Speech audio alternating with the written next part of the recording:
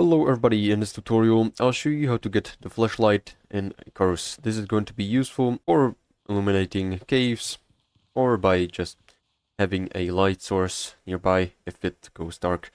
So to begin, first of all, go to the tier 4 and right behind the electricity tool you can see there is going to be this tab down here where you can see the charging station.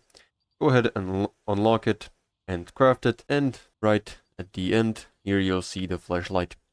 We'll need some glass, aluminum, epoxy and electronics to craft it.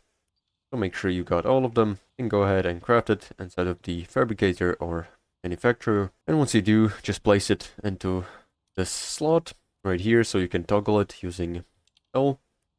And to charge it, once it's depleted its battery, just put it inside of the charging station like this. Make sure it is connected to the electricity grid, and it is going to charge it up. So this is pretty much all, how to get it and how to use it. Make sure to like and subscribe if you found this helpful, and see you in the next one.